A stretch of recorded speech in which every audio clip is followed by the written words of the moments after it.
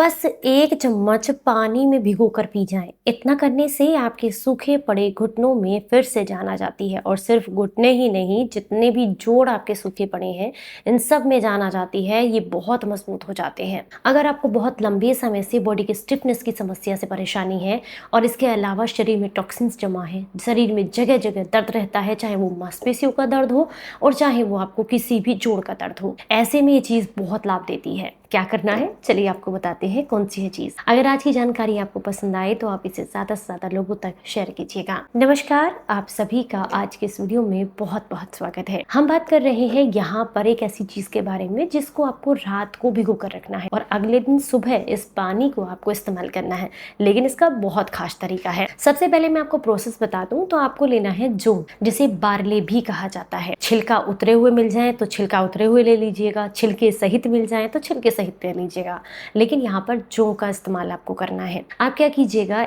1 चम्मच जौ को 1 गिलास पानी के साथ रात को भिगो कर रख दीजिएगा। अगले दिन सुबह आप इस पानी को उबलने रख दें। उबाल 2-3 इसमें आ जाए तो गैस को बंद कर दें और इसे फिर से उसी गिलास में या किसी दूसरे बर्तन में डाल करके रख दीजिएगा। अब लगभग रात भर ही रखा रहा है, इसी तरीके से दिन में कम से कम 8 घंटे उबलने के बाद रखा रहेगा। अब इसे छान करके 8 घंटे के बाद इस पानी को आपको पीना है और इसी सेम प्रोसेस को करके दोबारा रख देना है, यानी कि रात को फिर से भिगो करके रख दीजिएगा। तो पहले दिन तो आपको प्रोसेस थोड़ा लंबा रहेगा क्योंकि पीने के लिए आपको शाम को मिलेगा, पर कोई बात नहीं, अगले दिन से आपका रूटीन एकदम नॉर्मल हो जाएगा। तो क्या कीजिएगा, 1 चम्मच जौ लीजिए।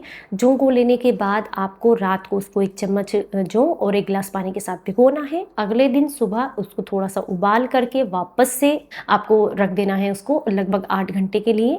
इसके बाद दोबारा 8 घंटे के बाद छान करके इस पानी का आपको सेवन कर लेना है, जौ को फेंक देना है। इसका सेवन अगर कंटिन्यूअसली इस तरीके से 41 दिनों तक कर लिया जाए तो ये घुटने ही नहीं, आपके सारे के सारे जोड़ों को मजबूती देने, डायबिटीज को कंट्रोल करने, आपके शरीर में जितने भी टॉक्सिन्स हैं उन्हें शरीर से बाहर निकालने, वात पित्त और कफ दोष को बैलेंस करने, शरीर को डिहाइड्रेशन से बचाने और टॉक्सिन्स को शरीर से बाहर निकालने में ये पानी आपको बेहद मदद करता है। इसके अलावा अगर आपको लगता है कि आपके शरीर में बहुत ज्यादा स्टिफनेस है तो नहाने के बाद या रात को सोने से पहले तिल का तेल 1 या 2 बूंद नाभि में लगाना है आपको और लगा करके सो जाना है। ऐसा करने से धीरे धीरे करके, क्योंकि 72,000 नाड़ियां हमारी नाभि में ही स्थित होती है, वहीं से कनेक्टेड होती हैं, तो अगर आप इसको लगा करके सो जाएंगे तो ये आपके शरीर को, आपकी इम्यूनिटी को बूस्ट करेगा, स्टिफनेस को कम करेगा, बॉडी की स्वेलिंग को कम करेगा और बहुत रिलीफ मिलता है इससे आपको। ये तो होगी आपकी औषधि और साथ में आपको जो ये काम करना है यानी कि तेल लगाना है।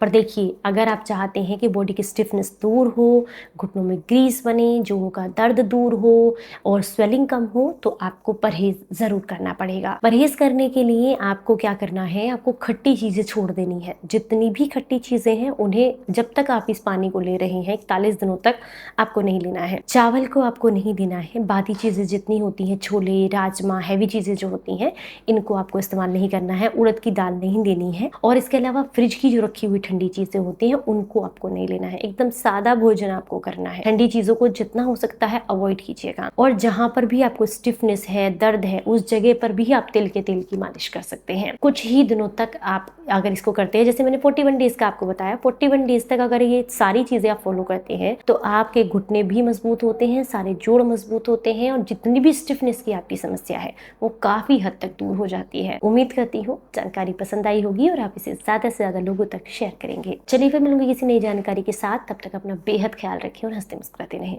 Stay healthy, stay happy, bye bye.